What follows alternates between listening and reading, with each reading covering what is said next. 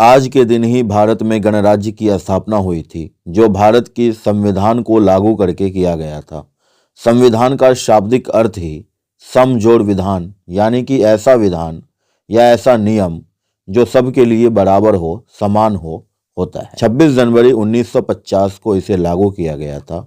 हालांकि 26 जनवरी 1949 को ही भारतीय संविधान सभा के द्वारा इसे अपनाया गया था। गणतंत्र दिवस पर भारत के राष्ट्रपति द्वारा दिल्ली के कर्तव्य पथ पर झंडा फहराया जाता है। देश के कोने कोने में भी झंडा तोलन करके देश के प्रति अपनी अपनी श्रद्धा को लोग व्यक्त करते हैं। हमारे संविधान की महत्वता का पता इस बात से लगाया जा सकता है कि इसे बनाने में 2 साल 11 महीना एवं 18 दिनों का समय लगा था। कई देशों के संविधान का एक तुलनात्मक रूप है हमारा संविधान। तो आइए जानते हैं कि आखिर इसकी जरूरत क्यों पड़ी।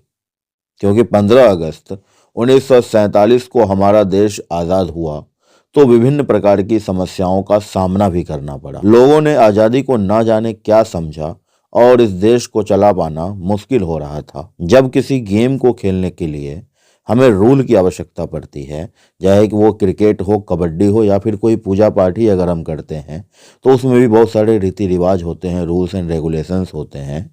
तो आखिर यह इतना विशाल देश हमारा भारत, यह बिना किसी रूल के कैसे चलाया जा सकता था। तब जाकर डॉक्टर भीमराव अंबेडकर जी के अध्यक्षता में एक रूल बुक तैयार किया गया जिसे संविधान कहते हैं। अब ताज्जुब की बात तो यह है कि भारत में आज भी अशिक्षित लोगों को छोड़ दें, फिर भी पढ़े लिखे लोगों में भी 10% लोग भी ऐसे नहीं हैं जिन्हें संविधान का पूर्ण ज्ञान हो।